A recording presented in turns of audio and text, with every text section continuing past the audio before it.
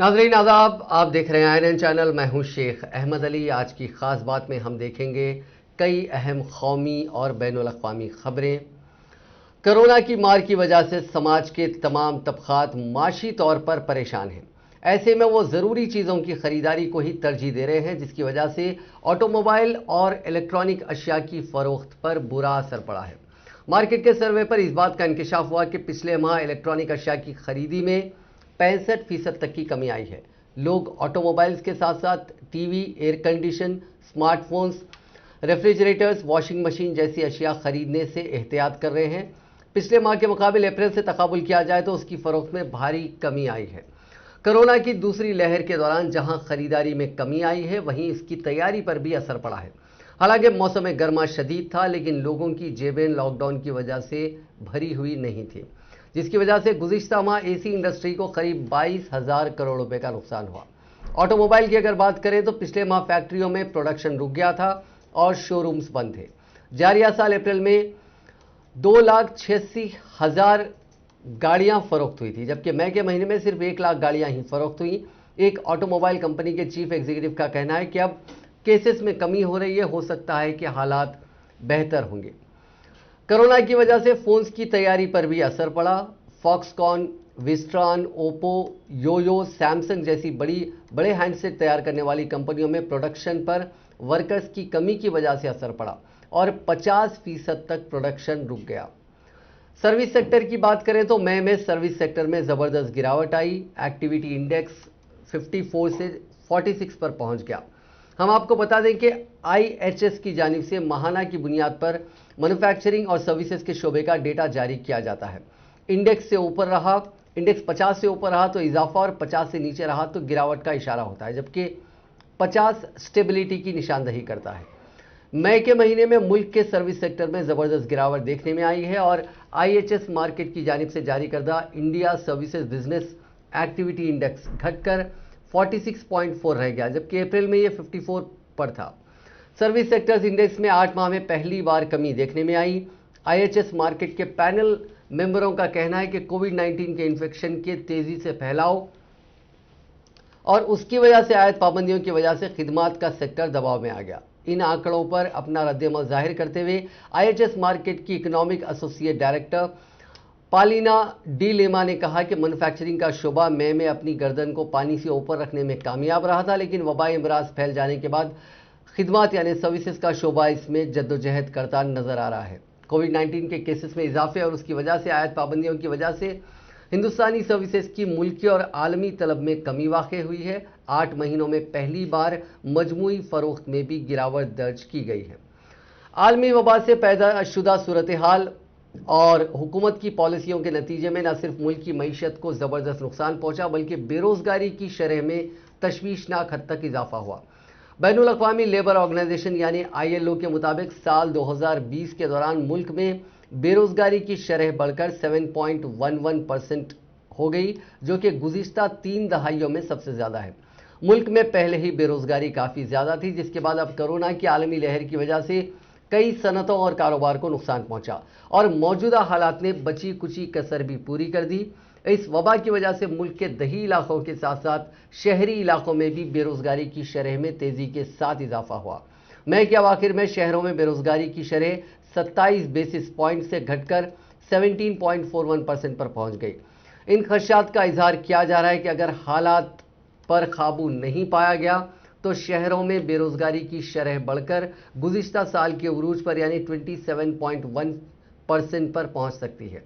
Report में इस हकीकत की जानिब तवज्जो मबजूल कराई गई कि गुज़िश्ता एक दहाई में मुल्क में बेरोज़गारी की शरह पड़ोसी ममालिक में सबसे ज़्यादा दर्ज की गई।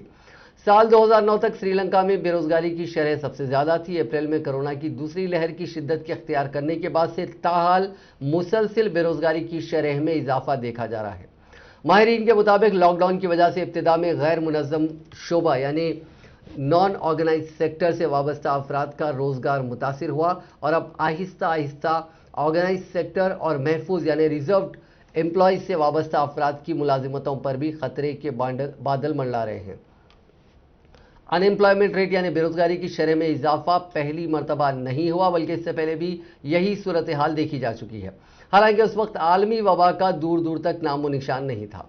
क़ब्ल-अज़ीं 2017 और 18 के मालियाती साल के दौरान भी मुल्क में बेरोजगारी की शरह में इजाफा देखा गया था। उस वक्त रोजनामा बिजनेस स्टैंडर्ड में शाये किए गए सर्वे में कहा गया था कि मुल्क में गुज़िश्ता 45 बरस बाद साल 2017 और 18 के दौरान बेरोजगारी की शरह में रिकॉर्ड इजाफा हुआ। मुल्क में बेरोजगारी की शरह में इजाफा अचानक नहीं हुआ और न ही इसके लिए मुकम्मल तौर पर मौजूदा हालात जिम्मेदार है, बल्कि पहले से ही हुकूमत की गलत पॉलिसियों की वजह से बेरोजगारी की शरह में इजाफा होता जा रहा था, जो अब लॉकडाउन की वजह से शिद्दत इख्तियार कर चुका है। हुकूमत की गलत पॉलिसियों और कोरोना की आलमी वबा को इब्तिदा में नज़रअंदाज करने के साथ साथ लॉकडाउन ने हालात को बदतर कर दिया है। कहा जा रहा है कि लॉकडाउन की वजह से लोगों का कारोबार मुतासिर हुआ और कई वर्कर्स बेरोजगार हो गए। जहां एक तरह कोरोना ने आम आदमी को माशी बहरान से दो चार कर दिया, वहीं महंगाई की मार ने बची कुची कसर पूरी कर दी। रिजर्व बैंक ऑफ इंडिया ने रेपो रेट और दीगर पॉलिसी नरखों को जूं का त्यों रखने का फैसला किया। आरबीआई गवर्नर शक्तिकांत दास की जेर सदारत मरकजी बैंक की मॉनेटरी पॉलिसी कमेटी की आज इख्तिताम पजीर हुई 3 रोज़ा मीटिंग पॉलिसी के सभी नरखों में कोई तब्दीली न करने का फैसला किया गया। रेपो रेट को 4%, रिवर्स रेपो रेट को 35.35%, मार्जिनल स्टैंडिंग फैसिलिटी की शरह 4.25% और बैंक की शरह को 4.25% पर मुस्तहकम रखा गया। कैश रिजर्व का रेशो 4% और एसएलआर 18% पर बरकरार रहेगा। मीटिंग के बाद दास ने बताया कि माली साल 2021-22 में हकीकी यानी एक्चुअल जीडीपी की शरह नमो 9.5% रहने की तवक्को है। मईशत आहिस्ता आहिस्ता पटरी पर आ रही है, बैरून मुल्क से भी मांग आ रही है।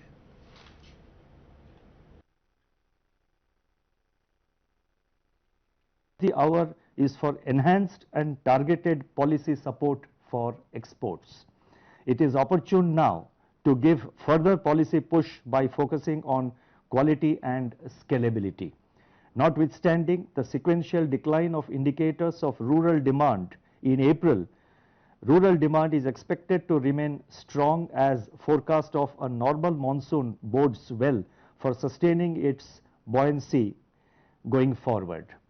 The increased spread of COVID-19 infections in rural areas, however, pose downside risks. Taking all these factors into consideration, real GDP growth is now projected at 9.5% in 2021-22, consisting of 18.5% in first quarter, 7.9% in second quarter, 7.2% in the third quarter and 6.6% in the fourth quarter of 2021-22. Now turning to the outlook for inflation, the favorable base effects that brought about the moderation in headline inflation by 1.2 percentage points in April may persist through the first half of the year. Condition 2 दिन मुस्तहकम रहने के बाद petrol और diesel की कीमतों में आज यानी जुमे के रोज फिर से इजाफा कर दिया गया। पहले ही रिकॉर्ड कायम कर चुके पेट्रोलियम मसनूआत इस इजाफे के साथ मजीद बुलंदी पर पहुंच गए। मुल्क के 4 बड़े शहरों में पेट्रोल 27 पैसे और डीजल 30 पैसे फी लीटर महंगा हुआ। हैदराबाद में भी पेट्रोल और डीजल की कीमतों में इजाफा किया गया। 28 पैसे के इजाफे के साथ आज हैदराबाद में फी लीटर पेट्रोल की कीमत 98 रुपये 48 पैसे 98.48 रुपीस हो गया है, और जबकि 30 पैसे के इजाफे के साथ डीजल 93 रुपये 38 पैसे फी लीटर 93.38 रुपीस पर लीटर हो गया है। रिजर्व बैंक ऑफ इंडिया ने अफरात ज़र में इजाफे के पेश नज़र मरकजी और रियासती हुकूमतों को पेट्रोल और डीजल पर टैक्स और सरचार्ज को कम करने का मशवरा दिया है। आज आरबीआई के जरिए जारी मालियती पॉलिसी 2021-22 के बयान में माली साल की महंगाई के अंदाजों में इजाफा किया गया। इसमें कहा गया कि पेट्रोल और डीजल के महंगा होने के सबब बढ़ते हुए लागत के दबाव को कम करने के लिए मरकजी और रियासती हुकूमतों के जरिए एक्साइज ड्यूटी, सरचार्ज और टैक्स को यकजा करने की जरूरत है। मरकजी बैंक ने आलमी सतह पर कमोडिटी, खास तौर पर खाम तेल के बढ़ते दामों और लॉजिस्टिक लागत में इजाफे से अफरात ज़र बढ़ने के खतरात का अंदेशा जाहिर किया है। रवां माली साल की 30 जून को इख्तिताम पजीर होने वाली पहली सहमाही में अफरात ज़र की शरह पेशगोई 5.2% पर रखी गई, जबकि अगले 3 तिमाही में अफरात ज़र की पेशगोई अप्रैल के बयान के मुकाबले में बढ़ा दी गई है।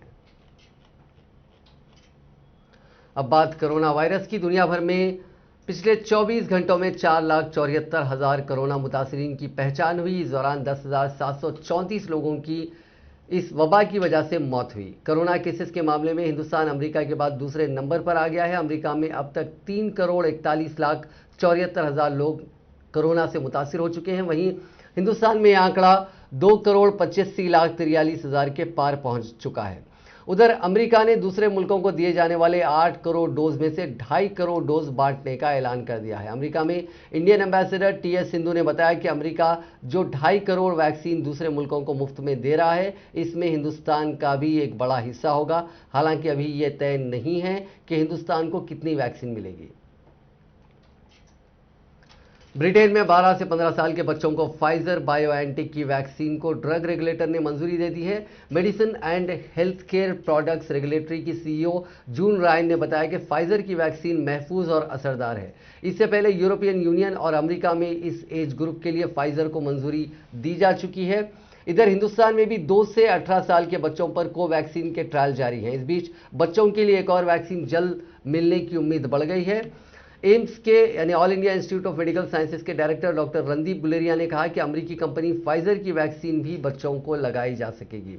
गुलेरिया ने एक इंटरव्यू में कहा कि यह पहला मौका नहीं है जब हिंदुस्तान ने किसी वैक्सीन को बिना ट्रायल के ग्रीन सिग्नल दिया हो। मरकज ने पहले भी ऐसी वैक्सीन को मंजूरी दी है जिन्हें अमेरिका, ब्रिटेन, यूरोप, WHO की जानिब से इमरजेंसी यूज के लिए मंजूरी दी जा चुकी है। ऐसे में हमें लगता है कि जल्द हिंदुस्तान में कंज्यूमर्स यानी बड़ों और बच्चों के लिए एक और वैक्सीन मौजूद होगी। फाइजर का टीका जल्द हिंदुस्तान आने वाला है। अमेरिका की नायब सदर कमला हैरिस ने वज़ीर आज़म नरेंद्र मोदी को टेलीफोन कर मुताला किया कि उनका मुल्क कोविड वबा से निपटने के लिए हिंदुस्तान समेत मुतअद्दिद ममालिक में वैक्सीन तैयार करने की हिकमत अमली पर काम कर रहा है। सरकारी ज़राए के मुताबिक कमला हैरिस ने जुमेरात की शब को हुई बातचीत में मोदी को बताया कि अमेरिका ने आलमी सतह पर वैक्सीन शेयरिंग स्ट्रैटेजी के तहत दीगर ममालिक में कोविड वैक्सीन तैयार करने का मंसूबा बनाया, जिनमें हिंदुस्तान भी शामिल है। नरेंद्र मोदी ने अमेरिका के इस फैसले और अमेरिकी हुकूमत, ताजिर ग्रुपों और गैर मुकीम हिंदुस्तानी बरादरियों की तरफ से हाल ही में हिंदुस्तान की गई इमदाद पर कमला हैरिस का शुक्रिया अदा किया। दोनों कायदीन ने वैक्सीन की पैदावार समेत अमेरिका और हिंदुस्तान के माबीन तिब्बी सामान की सप्लाई चीन को मजबूत बनाने की कोशिशों पर भी तबादला किया। उन्होंने इस वबा के इंसानी सेहत पर तवील मुद्दती असरात का मुकाबला करने के लिए कोविड वैक्सीन और हिंदुस्तान अमेरिका की शराकत दारी पर तबादला ख्याल किया। हिंदुस्तान में कोरोना से मुकाबले में लगातार अच्छी खबरें आ रही हैं। एक दिन मिलने वाले केसेस में कमी आ रही है। वैक्सीन लगवाने वालों की तादाद तेजी से बढ़ रही है। पिछले 24 घंटों में 1,31,280 नए मरीज मिले हैं। 2,05,771 ठीक हो गए और 2,705 की मौत हो गई। नए मरीजों का आंकड़ा लगातार चौथे दिन 1.5 लाख से कम रहा। इससे पहले 30 मई को 1,51,000 लोगों की कोरोना रिपोर्ट पॉजिटिव आई थी। एक्टिव केसेस यानी इलाज करा रहे मरीजों की तादाद में बीते दिन 77,239 की कमी आई। इसमें 4 दिन में ही करीब 4 लाख की गिरावट दर्ज की गई। 30 मई को जुमला 20,22,045 एक्टिव केसेस थे, जो अब घटकर 16,31,427 हो गए। नीति आयोग के रुकन डॉक्टर वी.के. पॉल ने बताया कि अवर वर्ल्ड इन डेटा के मुताबिक हिंदुस्तान में वैक्सीन का कम से कम एक डोज पाने वालों की तादाद 17 करोड़ 20 लाख है। इस मामले में हम अमेरिका से आगे निकल गए हैं। इसके अलावा 60% से ज्यादा बुजुर्ग आबादी को भी वैक्सीन का कम से कम एक डोज लग चुका है। वजारत सेहत के मुताबिक अगर 7 मई को पीक मानकर डेटा का एनालिसिस करते हैं तो रोज के मामलों में 68% की गिरावट आई है। 66% नए मामले 5 रियासतों से आ रहे हैं और बाकी 31 रियासतें या यूनियन टेरिटरीज में हैं। ये दिखाता है कि लोकल लेवल पर वायरस को काबू करने में कामयाबी मिल रही है। वजारत सेहत के जॉइंट सेक्रेटरी लव अग्रवाल ने बताया कि 377 जिलों में से अभी 5% से कम मामले दर्ज किए जा रहे हैं। रिकवरी रेट में लगातार बढ़ोतरी हुई है। अभी ये 93.1% पर है। हर रोज 100 से ज्यादा केसेस वाले जिलों की तादाद भी कम हो रही है। 257 जिलों में अब 100 से ज्यादा डेली केसेस रिपोर्ट किए जा रहे हैं। वज़ीर-ए-आज़म नरेंद्र मोदी ने कहा है कि कोरोना की वबा दुनिया के सामने गुज़िश्ता 100 सालों का सबसे बड़ा चैलेंज बनकर उभरा है। उन्होंने कहा कि इंसानियत को इस आफत से निजात दिलाने के लिए 1 साल में वैक्सीन बनाकर लोगों को देने का इतना अजीम काम तारीख में गालिबन पहली मरतबा अंजाम दिया गया। वज़ीर-ए-आज़म CSIR यानी council of scientific and industrial research society से खिताब कर रहे थे। वज़ीर-ए-आज़म ने CSIR सोसाइटी से खिताब करते हुए कहा कि हमारे साइंसदानों ने 1 साल में he made in India vaccine तैयार करके उसे मुल्क के बाशिंदगान को दस्तयाब करा दी है।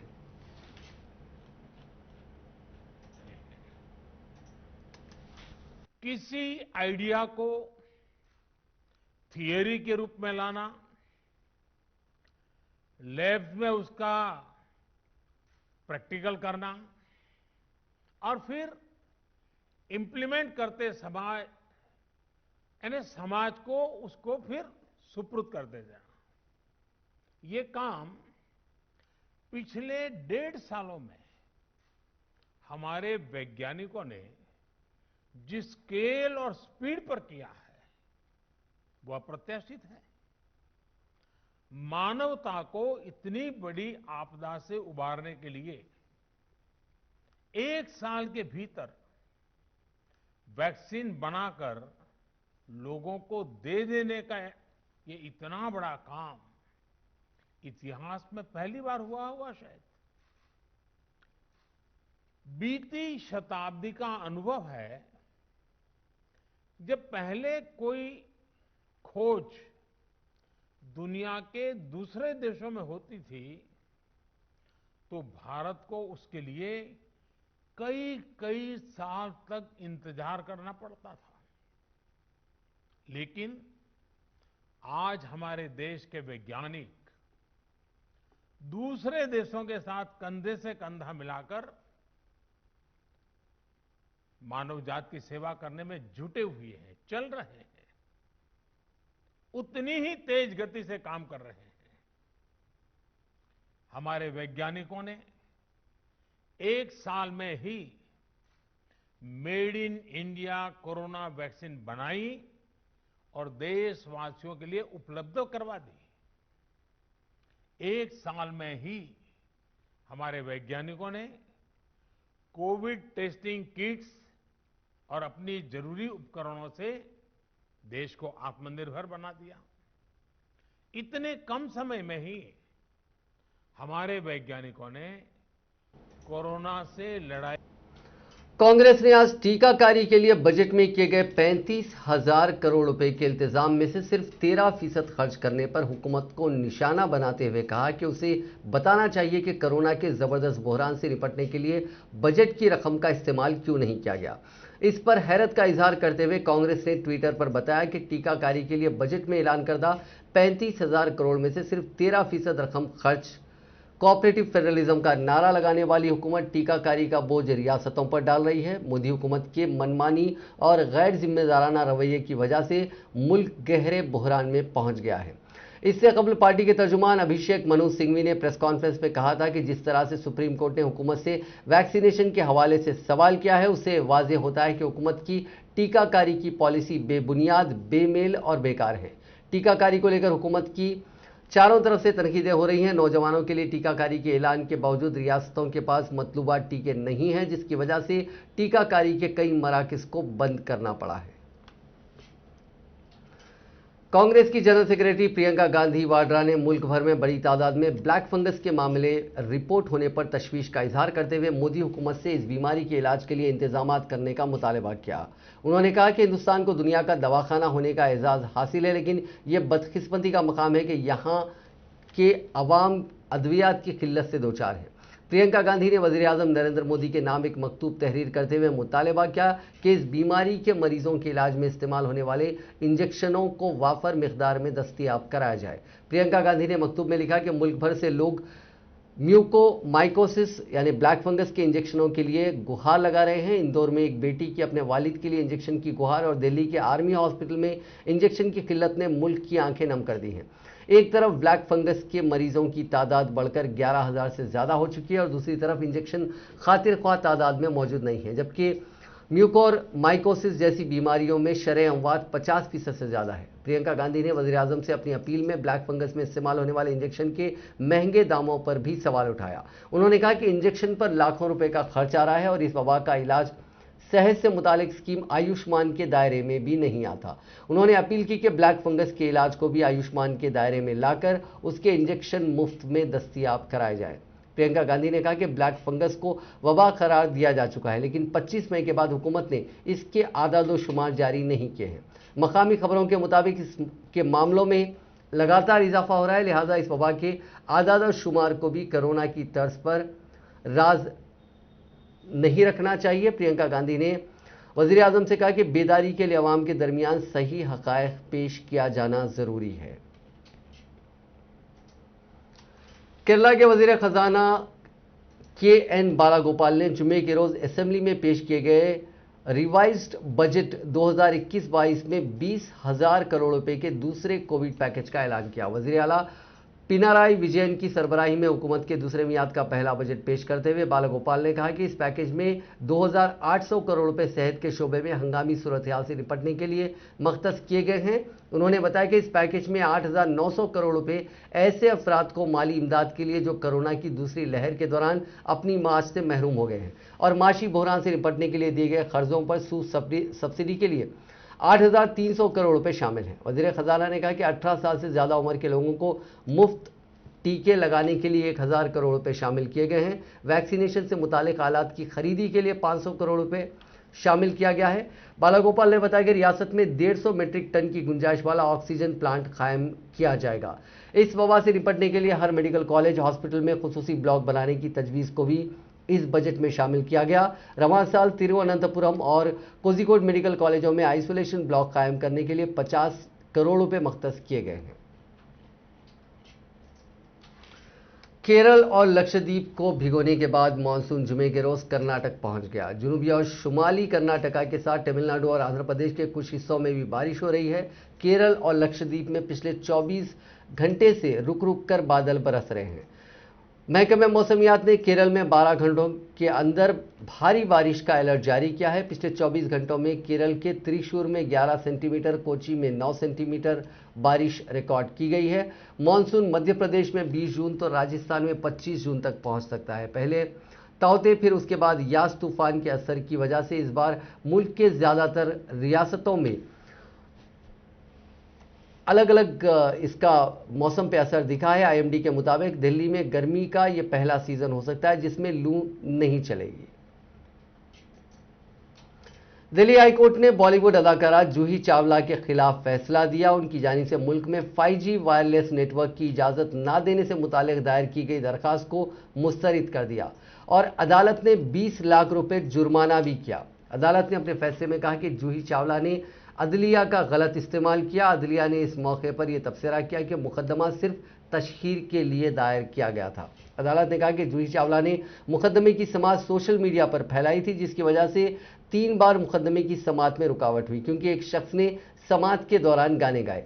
अदालत ने दिल्ली पुलिस को भी इन लोगों के खिलाफ मुनासिब कार्रवाई करने की हिदायत दी जो मुकदमे की समाअत में रुकावट बने थे।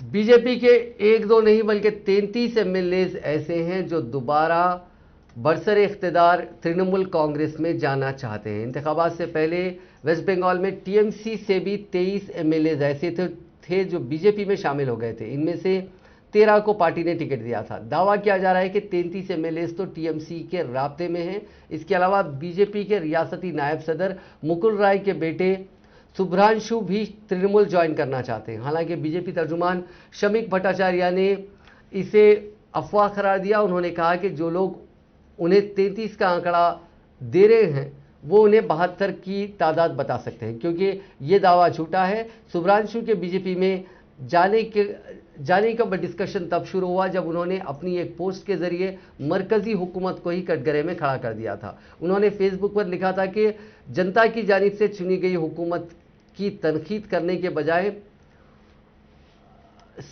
इंट्रोस्पेक्शन करना ज्यादा बेहतर है। हालांकि भट्टाचार्य का कहना है कि शुभ्रांशु ने गुस्से में आकर यह पोस्ट लिख दी थी। पंजाब में गुरु ग्रंथ साहिब की बेअदबी के मामले को लेकर कांग्रेस में छिड़ी अंदरूनी जंग खत्म करने की कवायद जारी है। इसका हल निकालने के लिए बीते दिन कांग्रेस पार्टी की तरफ से बनाई गई 3 रुकनी कमेटी ने पंजाब के एमपीज और एमएलएज और वुजरा के साथ एक एक करके बातचीत की। वजीर आला कैप्टन अमरिंदर सिंह ने भी आज कमेटी के सामने अपनी बात रखी। इसके लिए कैप्टन जुमेरात की शाम को ही दिल्ली पहुंच गए थे। उम्मीद जताई जा रही है कि ये मामले पर वजाहत कल तक आ सकती है। कांग्रेस में चल रही इस अंदरूनी जंग को खत्म करने के लिए मल्लिकार्जुन खड़गे, जयप्रकाश अग्रवाल और हरीश रावत की 3 रुकनी कमेटी बनाई गई थी। ऑल इंडिया कांग्रेस कमेटी के दफ्तर में हुई पीर को पहले मरहले की मीटिंग में रियासत के साबिक वजीर नवजोत सिंह सिद्धू समेत 10 एमएलएज दिल्ली बुलाए गए थे। अगले दिन फिर से बाकी कायदीन के साथ कमेटी ने बातचीत की। 2015 के गुरु ग्रंथ साहब की बेअदबी के वाक़े के बाद कोटकपुरा में धरने पर बैठे लोगों पर हुई फायरिंग को लेकर पंजाब हुकूमत ने एसआईटी बनाई थी। पिछले महीने हाईकोर्ट ने इस एसआईटी और उसकी रिपोर्ट को खारिज कर दिया। इसके बाद कांग्रेस में खासी खींचातानी शुरू हो गई। कांग्रेस के एक धड़े ने यह इल्जाम लगाया था कि एडवोकेट जनरल ने कोर्ट में सही ढंग से केस को पेश नहीं किया, जबकि नवजोत सिंह सिद्धू इस मसले को लेकर लगातार वजीर आला कैप्टन अमरिंदर सिंह पर हमला बोलते आ रहे हैं। मरकजी हुकूमत ने जुमे के रोज मुल्क में 6 हाईटेक सबमरीन बनाने के प्रोजेक्ट का रास्ता साफ कर दिया है। 50,000 करोड़ के इस प्रोजेक्ट के लिए राजनाथ सिंह की सदारत वाली डिफेंस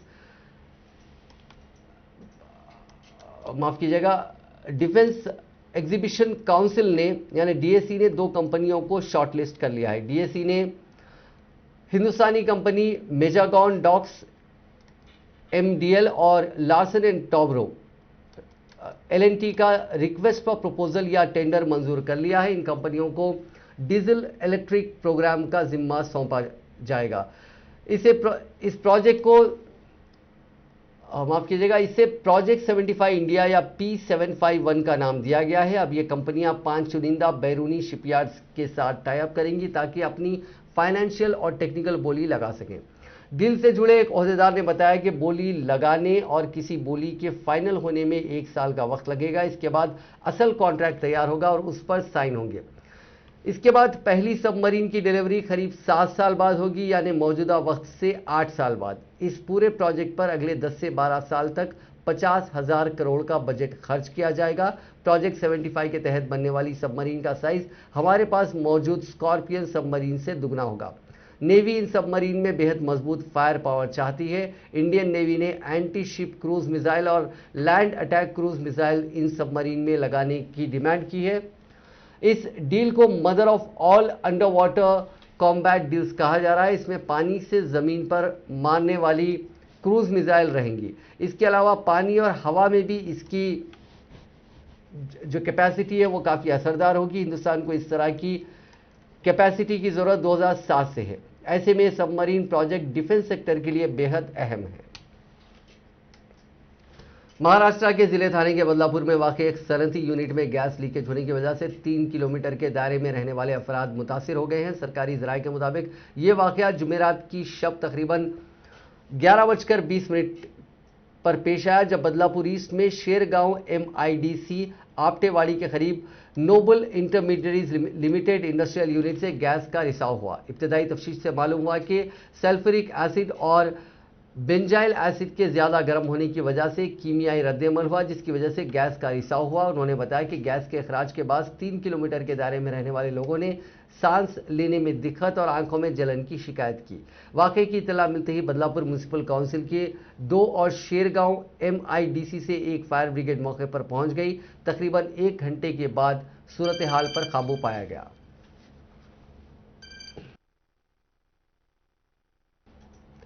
सर्च इंजन गूगल ने कन्नड़ को हिंदुस्तान की सबसे भद्दी जबान बताया था, जिसके चलते उसे लगातार तनकीदों का सामना करना पड़ा था। इसके बाद जुमेरात को गूगल इंडिया के तर्जुमान ने बयान देकर हिंदुस्तानियों से माफ़ी मांग ली। उन्होंने कहा कि ये सिर्फ टेक्निकल ग्लिच था, ये कंपनी की अपनी कोई सोच नहीं है। दरअसल गूगल पर जब भी कोई यूज़र अगलियस्ट लैंग्वेज इन इंडिया यानी हिंदुस्तान की सबसे भद्दी जबान सर्च करता तो जवाब में कन्नड़ जबान लिखा आता था। इसको लेकर कर्नाटका हुकूमत ने गूगल कंपनी को नोटिस देने की भी बात कही थी। इसके बाद गूगल इंडिया के एक तर्जुमान ने न्यूज़ एजेंसी से कहा कि सर्च हमेशा ही सच नहीं होता, कई बार इंटरनेट पर सवाल करने पर चौंकाने वाले जवाब सामने आ जाते हैं। हम जानते हैं कि अच्छा नहीं है, हालांकि इनको लेकर जब भी हमें कोई शिकायत मिली तो हम उस पर खास ध्यान देते हैं।